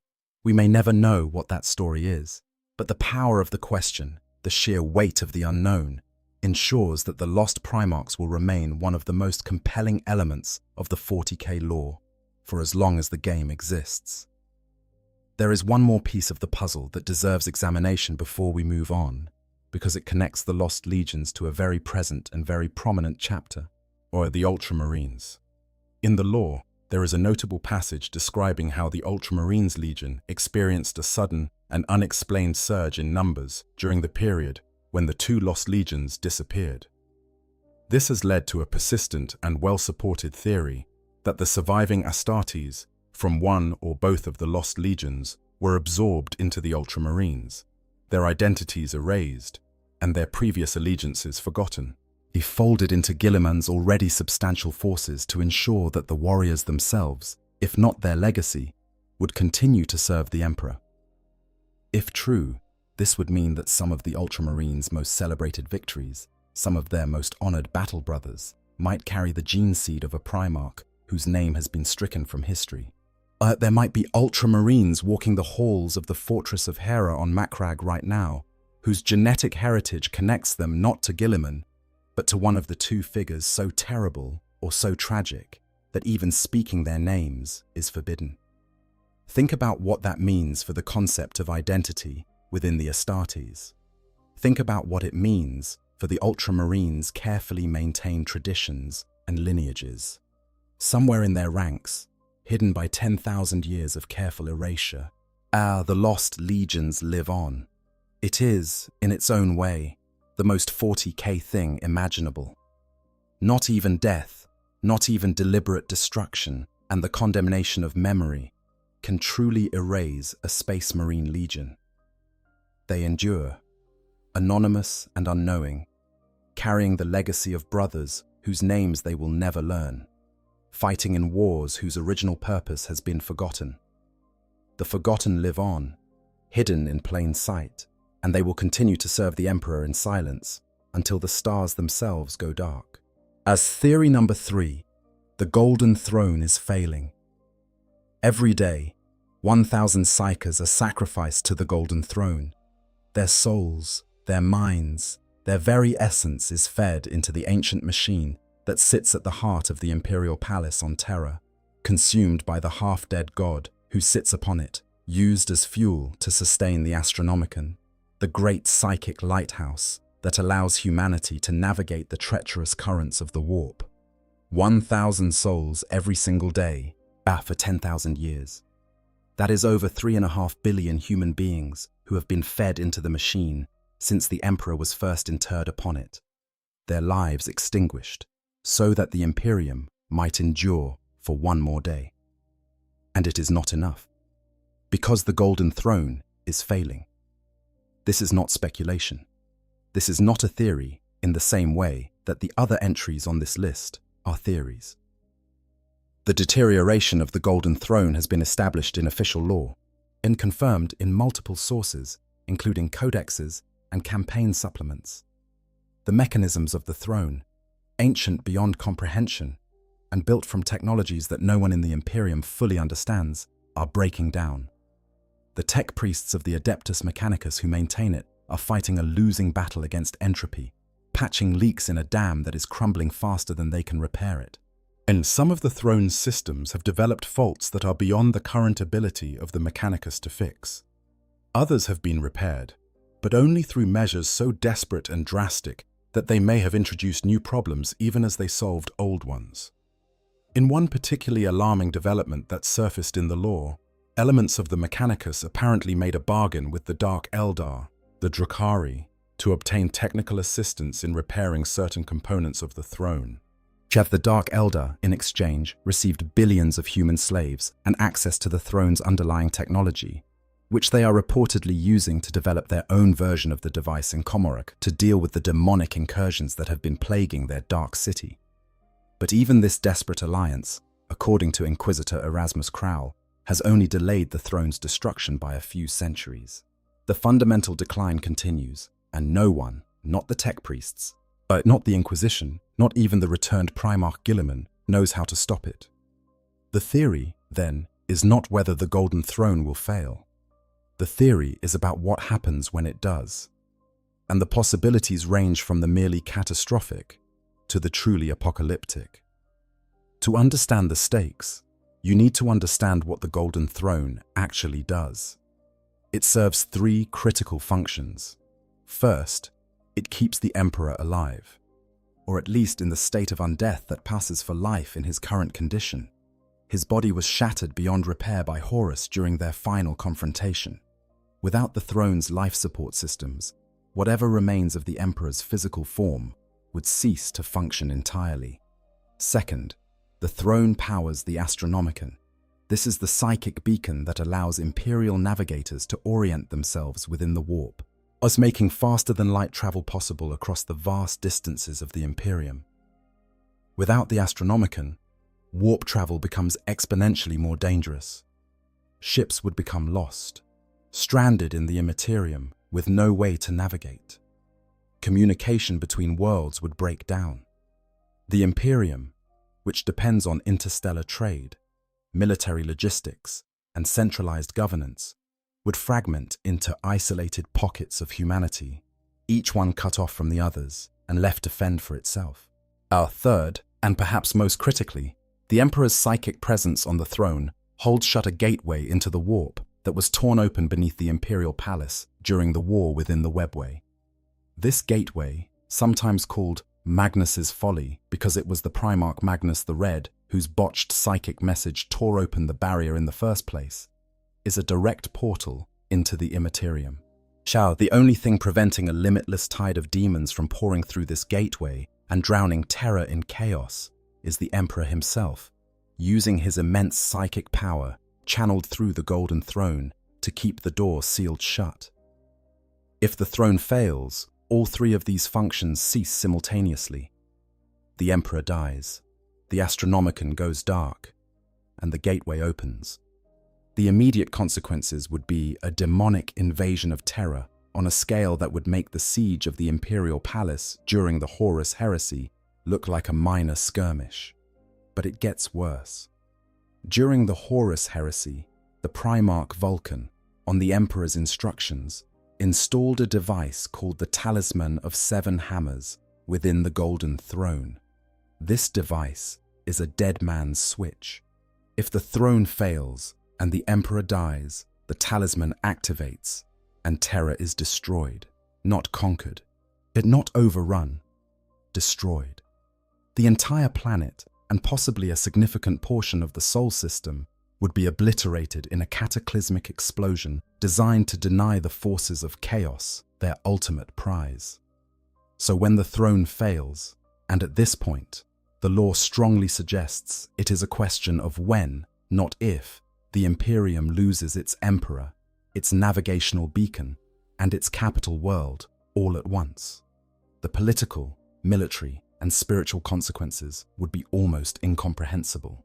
So the Imperium does not just lose a leader, it loses the object of its worship, the foundation of its religion, the justification for its entire system of governance, and the practical technology that holds its interstellar civilization together. Everything collapses, simultaneously. But here is where the theories diverge, because not everyone agrees that the failure of the Golden Throne means the end of everything. There are those within the Imperium and within the lore community who believe that the Emperor's death might not be a disaster at all. It might, in fact, be exactly what needs to happen. The Emperor is a perpetual, a being with the ability to reincarnate after death. If his body on the Golden Throne were to finally expire, his soul might be freed to undergo the process of rebirth, returning to the galaxy in a new, whole, healthy body with all of his powers restored. Under this interpretation, the Golden Throne is not keeping the Emperor alive. It is preventing him from being reborn. The throne is a prison, not a life support system, trapping the Emperor's soul in a ruined body and preventing the natural process of reincarnation that would restore him to full power. This theory has gained significant traction since the Horus Heresy novel series explored the concept of perpetuals in detail, and it connects directly to other theories on this list, particularly the Starchild theory, which we will discuss shortly. But it also raises a terrifying counter-question. What if the Emperor's enemies know this? What if the Chaos Gods have been working to keep the Emperor on the throne precisely because they know that his death would lead to his rebirth? What if the greatest trick the ruinous powers ever pulled was not corrupting Horus, or tearing open the Great Rift, but ensuring that the Imperium would fight desperately to keep its Emperor chained to a failing machine, preventing the very rebirth that could destroy chaos once and for all? The Golden Throne is failing. On that point, the lore is clear. What happens next is perhaps the single most important unresolved question in all of Warhammer 40,000. And the answer, when it finally comes, will determine the fate of every living thing in the galaxy. What makes this theory so gripping is not just the stakes, which are admittedly about as high as stakes can possibly get. but the emotional weight it carries for the characters within the setting who are aware of it. When Robert Guilliman was resurrected and brought before the Golden Throne, when he stood in the presence of his father for the first time in 10,000 years, the accounts suggest that the experience was profoundly disturbing. Guilliman saw what his father had become, saw the decaying husk of the most powerful being in human history chained to a machine that was slowly failing. And he understood with perfect clarity the desperation of the Imperium's situation. Guilliman is perhaps the only being alive who has both the knowledge and the perspective to fully grasp what is coming. He knows the throne is failing. He knows what happens when it does. And he knows that the Imperium, for all its trillions of soldiers and thousands of warships and endless proclamations of faith, cannot prevent the inevitable. The throne will fail. The Emperor will die. And everything that humanity has built over the last 10,000 years will be tested in the crucible of that moment. According to some accounts, Guilliman and the Archmagos Belisarius Cawl have begun investigating possibilities for what comes next, including theoretical ways to restore the Emperor or transition his functions to some other mechanism. But these efforts are shrouded in secrecy, are fraught with political danger from the Inquisition and the ecclesiarchy, who might view such work as heresy, and hampered by the fact that the technologies involved are so ancient and so poorly understood that even the greatest minds in the Imperium are essentially working blind. The clock is ticking. It has been ticking for 10,000 years, and with each passing day, the mechanisms grow a little weaker, the tech priests a little more desperate, and the margin between survival and annihilation a little thinner. If there is a more perfect metaphor for the state of the Imperium itself, I have not found it. The Golden Throne is the Imperium, writ small, ancient, magnificent, slowly dying, and kept functioning only through the ceaseless sacrifice of those who serve it. Theory number 2. The Emperor is becoming a god. We have spoken about the Golden Throne, about its failing mechanisms and the catastrophic consequences that will follow when it finally gives out. But the fate of the Emperor's body is only half the story, because while his broken flesh sits motionless in its mechanical prison, slowly decaying over the course of 10 millennia, something else is happening in the Imperium. Something vast, something terrifying, something that the Emperor himself fought his entire life to prevent. The Emperor of mankind may be transforming into a god. Not a god in the metaphorical sense, not a god in the way that the imperial cult worships him as a symbol of human aspiration and divine protection. A real god, a warp entity of unimaginable power, formed from the collective psychic energy of 1 trillion worshippers and sustained by the daily sacrifice of 1,000 psykers. A being that, if it fully awakens, could stand as a fifth presence alongside the 4 chaos gods themselves, reshaping the immaterium and the material universe alike. Now, to understand why this theory is so compelling and so frightening, you need to understand how gods work in the 40,000 universe. The chaos gods, Horn, Tzeentch, Nurgle, and Slaanesh, were not created by deliberate action. They were born from the collective emotions and psychic energies of sentient beings across the galaxy. Horn was born from rage and violence, Tzeentch from hope and ambition, Nurgle from despair and the fear of death, Slaanesh from excess and obsession. While these are not beings who chose to exist, they are reflections of the sentient experience, amplified and given form by the raw stuff of the warp. The process is, at its core, simple. When enough sentient beings feel the same emotions strongly enough, those emotions create ripples in the warp. Over time, those ripples build into waves, and those waves coalesce into something with a semblance of consciousness, a will of its own. The Chaos Gods are the ultimate expression of this process. Entities so vast and powerful that they have existed, in some sense, since before the dawn of sentient life, their birth retroactively woven into the fabric of time by the paradoxical nature of the warp. Now consider the Emperor. For 10,000 years, he has been worshipped as a god, by the vast majority of humanity. The Adeptus Ministorum, the Imperial Church, has ensured that belief in the Emperor's divinity is the cornerstone of human civilization. Trillions of human beings, across hundreds of thousands of worlds, pray to the Emperor daily. They offer their devotion, their fear, their hope, their love, all directed at a single being, a single concept.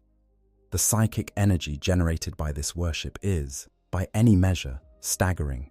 It is the largest sustained outpouring of directed psychic energy in the history of the galaxy, dwarfing even the emotional excesses that birthed Slaanesh from the psychic screams of the falling Eldar civilization. By every known principle of how the warp works, this level of sustained worship should have consequences. It should be creating something in the Imperium, shaping the raw stuff of the warp into a reflection of what humanity believes the Emperor to be. And there is mounting evidence, both in the lore and in the theoretical framework of the setting, that this is exactly what is happening. The Emperor has manifested abilities that go far beyond what any mortal psyker, no matter how powerful, should be capable of. He has summoned living saints, beings like Celestine who appear on battlefields wreathed in golden light and wielding power that should not exist outside the Immaterium.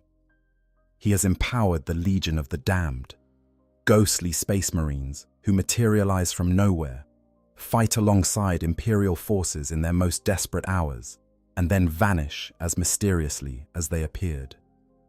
The Eldar, who understand the warp far better than humans do, have looked at these manifestations and identified them for what they are. They have called them demons, not demons of chaos, but demons of the Emperor. Warp entities bound to his will, sustained by his power, indistinguishable in their fundamental nature from the demons that serve the Chaos Gods. The Horus Heresy novel series, particularly the final volumes of the Siege of Terror, provided what may be the most direct evidence yet for this theory. During his final confrontation with Chaos-empowered Horus, the Emperor absorbed an enormous amount of warp energy, so much that he was at risk of ascending to become a Chaos God himself, a being that the text refers to as the Dark King. The Emperor, recognizing the danger, rejected this power, casting aside the mantle of godhood to preserve his humanity. But the energy he released did not simply vanish. It dispersed into the warp, carrying with it the aspects of the Emperor that he had sacrificed, his compassion, his hope, his love, his mercy. These fragments of his soul drifted into the Immaterium, where they began to slowly coalesce, growing in the same way that the Chaos Gods grow, fed by the emotions and beliefs of sentient beings.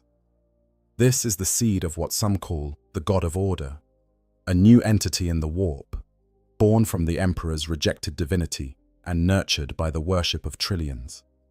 It is not the Emperor, not exactly. It is what the Emperor could become, or what is being created in his image. And the question that haunts every theologian and scholar who has studied this theory is whether this transformation is a good thing or a terrible one. The optimistic interpretation is that the Emperor is evolving into something that can challenge the Chaos Gods directly. For 10,000 years, the great weakness of the Imperium has been that it fights chaos with material weapons, or bolters and swords and ships, when chaos is fundamentally an immaterial threat. You cannot kill an idea with a bullet. You cannot destroy an emotion with a fleet. But a god can challenge a god. If the Emperor fully ascends to true divinity, he could confront Khorne and Sinch and Nurgle and Slaanesh on their own ground, in the warp itself, fighting them with power equal to their own. The pessimistic interpretation is far darker. The Chaos Gods are reflections of sentient emotion, but they are not positive reflections. They are the worst aspects of those emotions, amplified and corrupted by the nature of the warp. If the Emperor becomes a warp entity, he may not be the benevolent protector that humanity imagines. He may become a god of tyranny, of fanaticism, of the burning fervor that drives inquisitors to torch innocent worlds in search of heresy. He may become the god of the Imperium as it truly is, not as humanity wishes it were, and a god of the Imperium, As a being born from 10,000 years of oppression, xenophobia, superstition, and relentless grinding war would be a terrifying entity indeed. There is also a third possibility, one that draws on the older lore of the setting. Perhaps the Emperor is not becoming a new god at all. Perhaps he already was one, and simply never admitted it.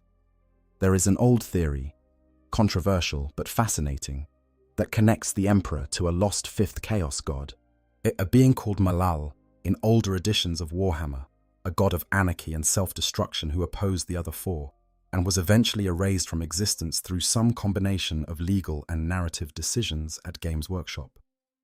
If the Emperor's potential godhood was always part of the equation, if the being that would become the Dark King was, in some warp-defying temporal sense, always present, then the Emperor has been fighting against his own nature since the moment of his creation. Yet his rejection of godhood during the Siege of Terra was not a one-time decision. It was the latest battle in a war he has been fighting against himself for all of human history. Whatever the truth, one thing is becoming increasingly clear in the lore: the Emperor is changing. The being that sits upon the Golden Throne is no longer simply a powerful psyker sustained by ancient technology. Something is growing in the warp, something shaped by the Emperor's will and the faith of his worshippers. And it is getting stronger with every passing day. Whether it will prove to be humanity's salvation or its final damnation remains to be seen. Let us dwell on the evidence of the living saints for a moment, because it is some of the most compelling material supporting this theory. Saint Celestine is perhaps the most famous example, a warrior who has died multiple times on the battlefield and returned each time, wreathed in golden light, yet wielding power that defies explanation by any conventional understanding of how the warp works. She does not simply come back from the dead.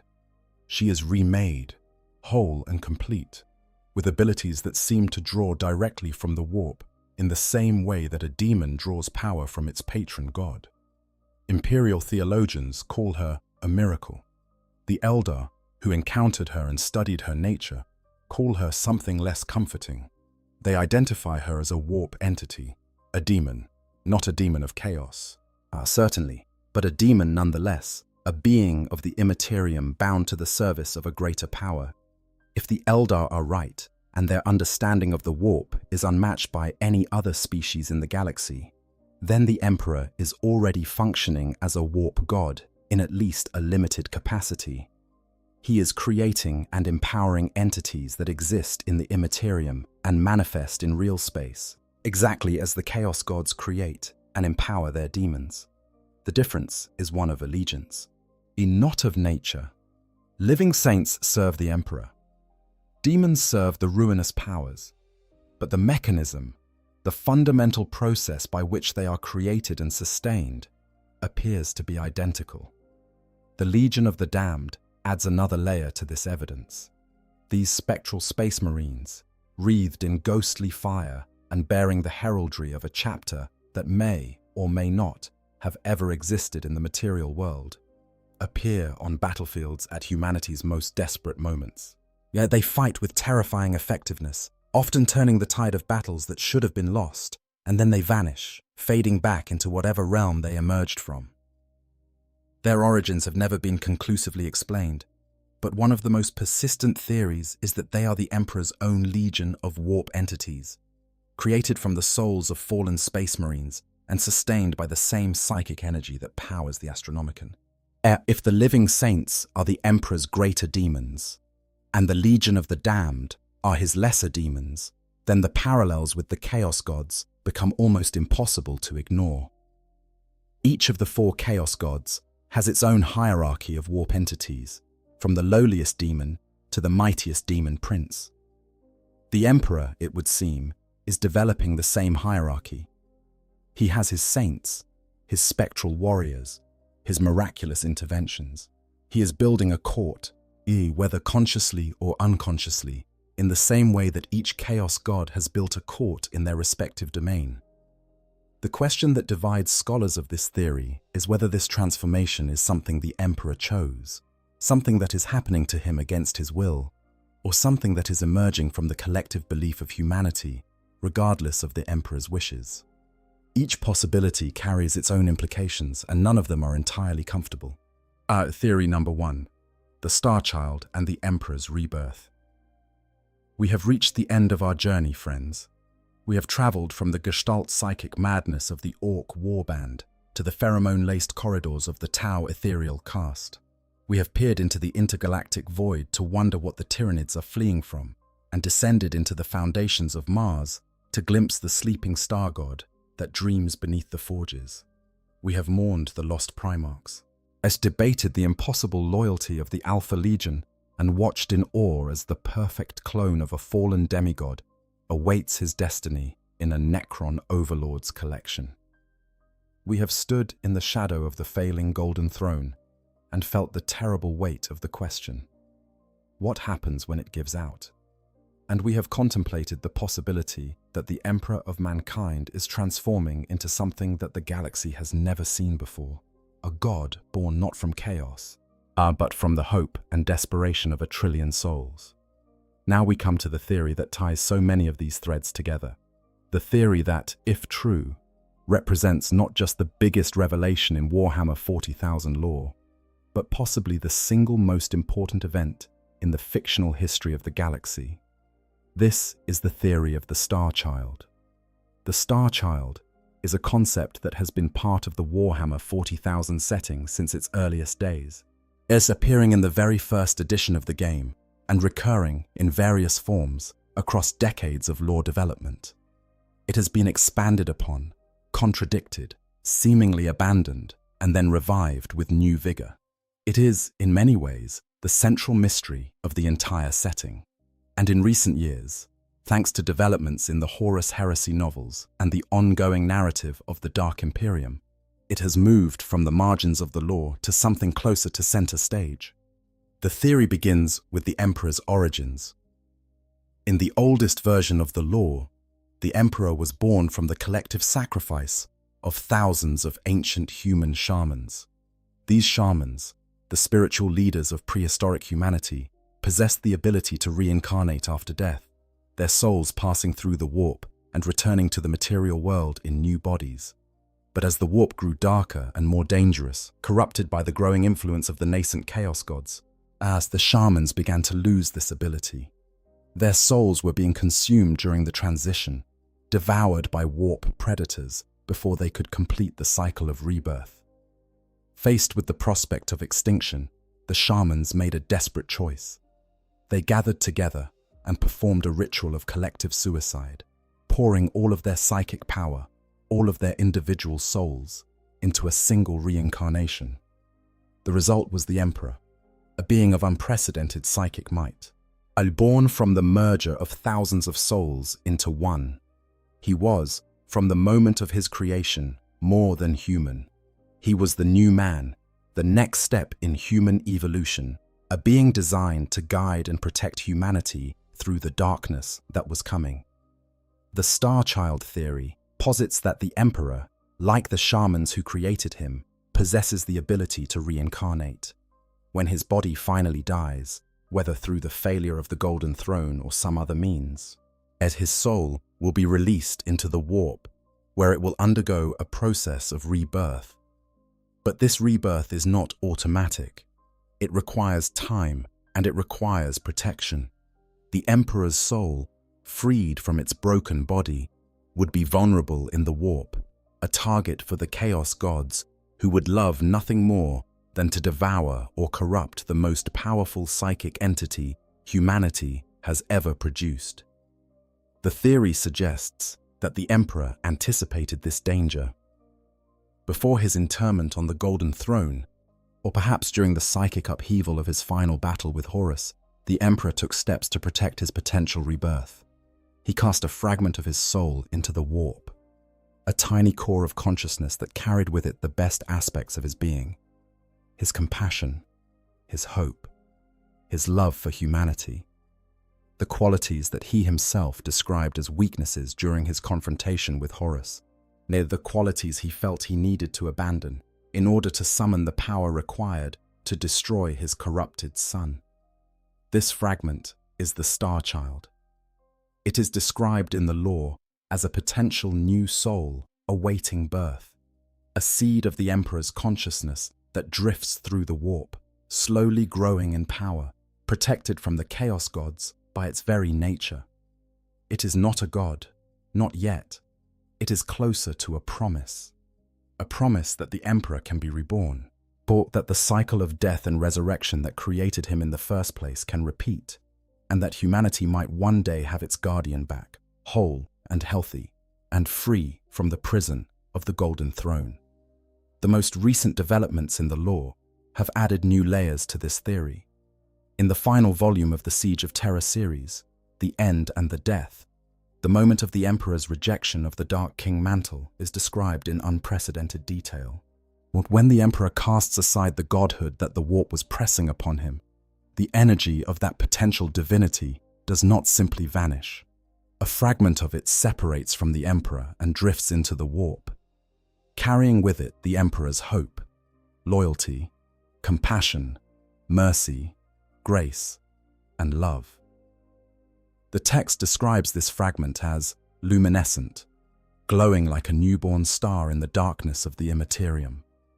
The language used, deliberately and unmistakably, invokes the image of a child star, and a term that has obvious resonance with the Star Child legend.